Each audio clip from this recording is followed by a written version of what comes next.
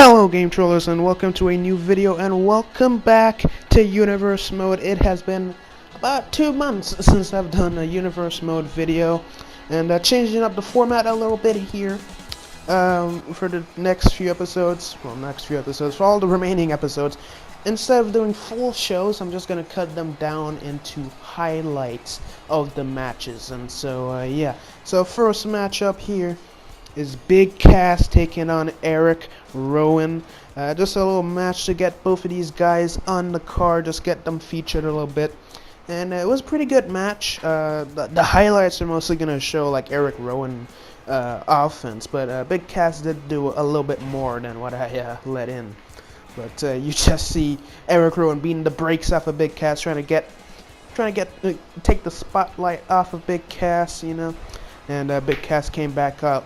So later on, we're gonna have a United States Open challenge. John Cena will be taking on somebody for the United States Championship in the main event. We also have a couple Money in the Bank qualifiers and some other matches as well. But this match right here, Big Cass coming back in, doing his thing. This was a cool moment, reversing the choke slam. Yeah, so this is a pretty fun match. I'm gonna leave the rest of the match to play out and then come back.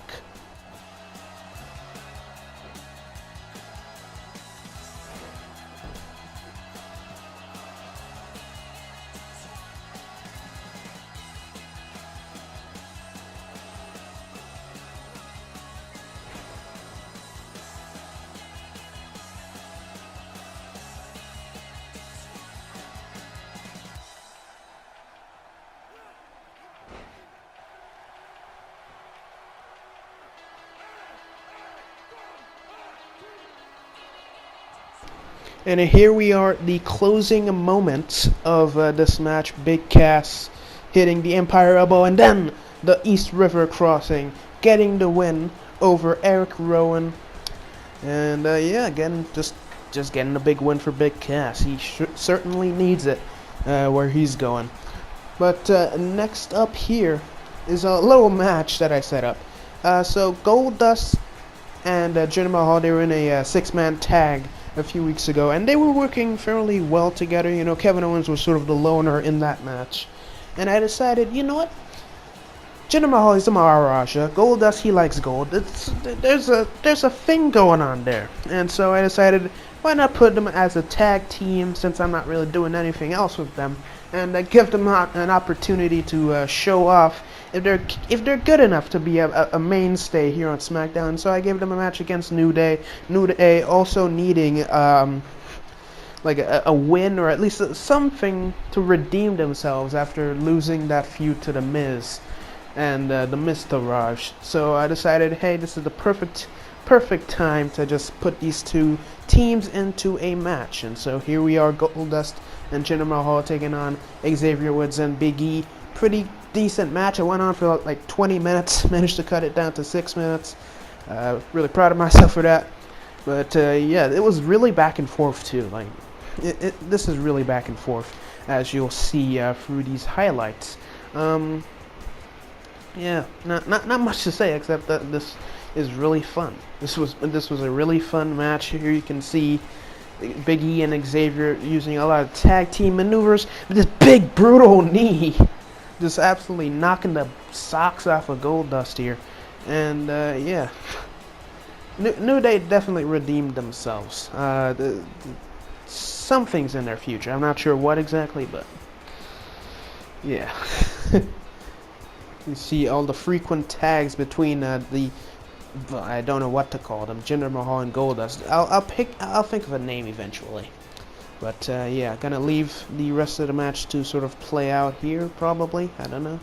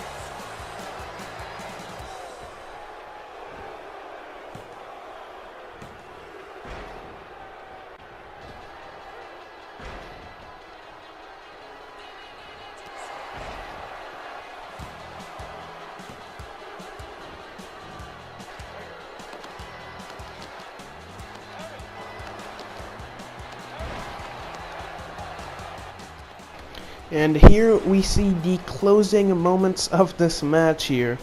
New Day were firmly on top. And then, just out of nowhere, Goldust just decides to just wreck Xavier Woods. And that just got them the win. So, yeah, Jinder Mahal and Goldust cemented their place here on Smackdown as a tag team. Gonna come up with a name for them next week or whenever they'll be back. And yeah, that was a pretty fun match. Yeah, poor New Day. Now, next up here, this is a bit of an interesting one. So, Finn Balor, he's not been too successful on SmackDown. He had one match on 205 Live and won that.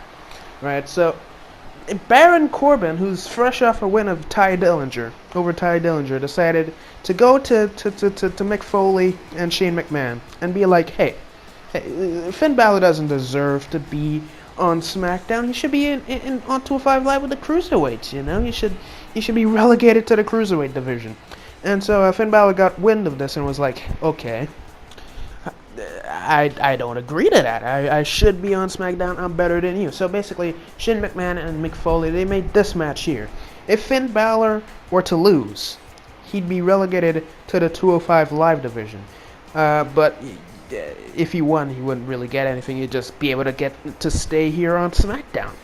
And so Baron Corbin pretty much tried backing up his words and tried to beat Finn Balor to the Cruiserweight division. And basically for most of the match, Finn Balor just beat the brakes off of Baron Corbin. Like, most of the offense you see him get is in this video, in these highlights. So, yeah. But yeah, this is brutal. It's almost like the demon was coming out in Finn Balor without even having the paint on. So, yeah, just think about it. If he's this brutal without the paint on, imagine what he's like with the paint on. That would just be, I don't know what would happen there. But yeah.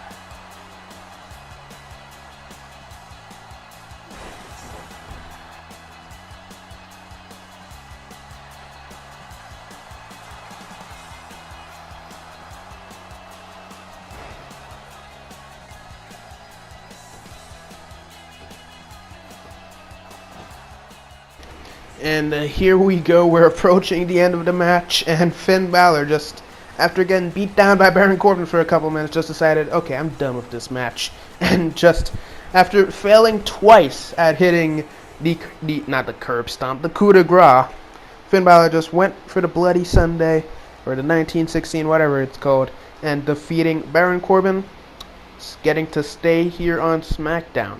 So, yeah. Now, Money in the Bank qualifier. Bobby Roode got defeated by Eddie Guerrero, and Eddie Guerrero managed to defeat Kurt Angle at Backlash. So, the GMs, they decided, you know what, maybe it wasn't fair to put Bobby against Eddie. He's obviously, you know, Eddie's at the top of his game right now. You know, maybe we should give Bobby another chance. And so they did, and put them in this Money in the Bank qualifier, a second chance at entering the Money in the Bank. And he is going up against Sami Zayn, who, you know, has had tough luck recently, you know, failed at getting an opportunity at the United States Championship, and he's not doing too great, but it's somewhat not his fault at the same time. It's really weird. And so the GMs decided, okay, Sami, this is your chance. This is your chance at something, at glory here. You're not taking the opportunity. So this is like your last chance. And so Sami Zayn this is an interesting spot. Just double whammy. Sami Zayn just went all out in this match to try and pick up the victory. And yeah. And then we have Neville, who is the Cruiserweight Champion, of course. Pretty successful over on 205 Live. And since he's a part of the main SmackDown roster, the GMs decided, hey, you know what, it'd probably be fine if Neville could join. He's been pretty good. We should give him a chance on the main show. And, of course, Neville also has his own agenda. He's a Cruiserweight Champion. He's a pretty good Cruiserweight Champion. So he's decided, okay, how about I go on a little bit of a championship conquest. I don't want to be just the king of the cruiserweights. I want to be the king of the heavyweights. I want to be the king of the ring. I want to be the king of everything. You know, so Neville here has decided, okay, I'm going to use this opportunity to get the Money in the Bank. I'm going to get this opportunity, win the Money in the Bank ladder match, retain my Cruiserweight Championship. That was a cool spot. That was way too cool of a spot right there. I'm gonna retain my Cruiserweight Championship, cash in the Money in the Bank on Samoa Joe or whoever's the WWE Champion, and I'm gonna be a double champion. And then he's probably gonna go after the United States Championship, probably get in an alliance with somebody, win the Tag Team Championships. Neville's just trying to live right now. He's trying to conquer, and yeah. So that's a backstory for this match, and so far as you can tell, it's been pretty even. Not so much in Neville. Like Neville was just sort of the third wheel a lot of the time. Never really got many opportunities to win the match. Of course, Bobby and Sami were just the main guys here, and yeah.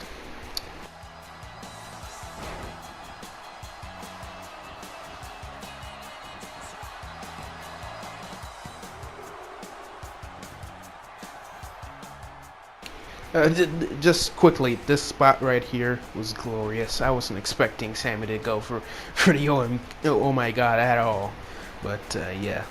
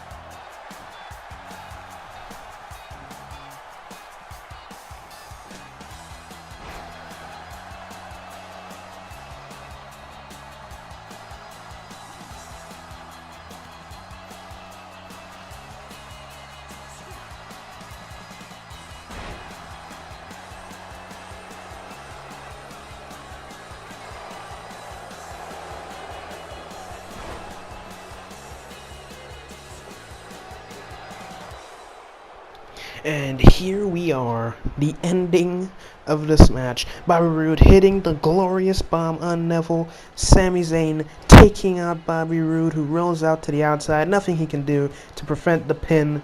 And Sami Zayn gets the 1-2-3 on Neville and advances to the Money in the Bank ladder match, joining Cesaro, Eddie Guerrero, and Chris Jericho. So, yeah, big win for Sami. The ultimate underdog strikes again. Anyways, next up here, penultimate match of the night, we have Sanity's Nikki Cross coming out to take on Ember Moon for a spot in the women's Money in the Bank ladder match, which of course is separated between Raw and SmackDown for SmackDown women for Raw women. And yeah, so this also was a pretty good match. And basically the story of this match right here is that just Sanity, literally every single member of Sanity defeated Ember Moon in this match practically. Like, they all contributed to Nikki Cross's, well, I could say victory. I'm not going to say victory because that would be spoilers. But yeah, they all contributed. They all came to Nikki Cross's aid. And yeah, as you can see, Killian Dane coming in there with the chair to help out Nikki Cross.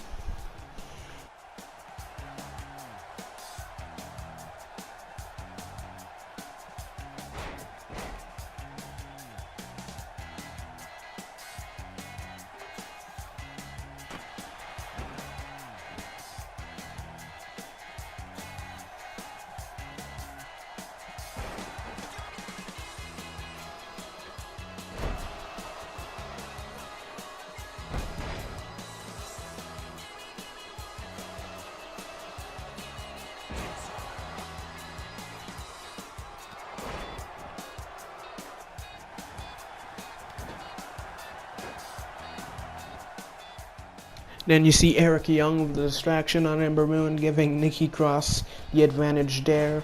This was just this match was dirty. No, that's what I'm gonna say. They played her wrong.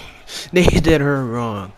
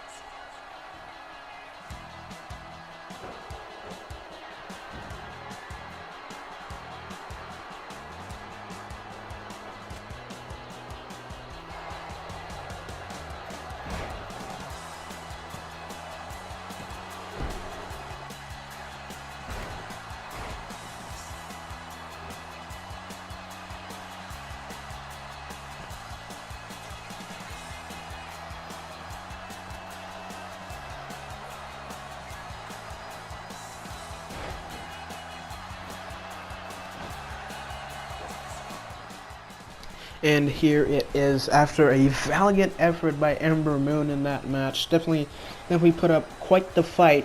Nikki Cross coming in, hitting the fisherman neck breaker on Ember Moon and getting the victory, and advancing to the Raw Women's ladder match, joining Bayley, I think, on the Smackdown side, and I can't remember who's on the Raw side at all. I think, yeah, it was Asuka who's on the Raw side now. So yeah, joining those three women, and here we are, the main event of the evening, John Cena's Open Challenge. Thomas now. The U.S. Open Challenge by John Cena. Who's gonna be taking him on? Well, it's none other than the Olympic gold medalist Kurt Angle. Fresh off a loss to Eddie Guerrero, trying to come back and win the United States Championship here. It was quite the match, I must admit. Quite the match. Yeah, I'm just gonna let you enjoy these festivities here.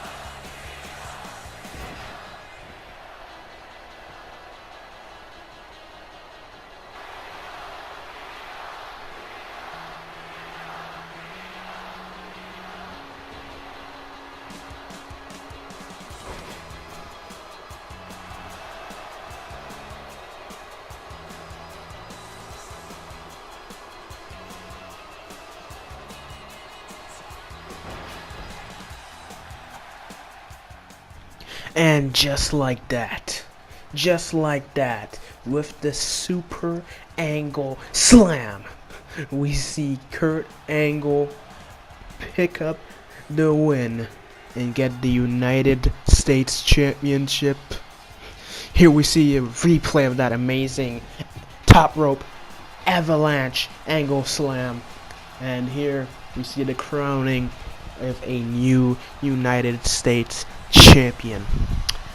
So yeah, that new U.S. champion, John Cena, short reign, only held it for a month, faced off against 2 people, but you know what, it was our first reign here. We can find some better champions, and hopefully we found one in Kurt Angle. So yeah, Kurt Angle, the new United States champion for the foreseeable future until John Cena asks for his rematch. So yeah, should be interesting to see how this plays out. But yeah, that's it for this video. Hopefully you guys enjoyed. If you did, please like, comment, and subscribe. I'll see you in the next video. Troll on, people.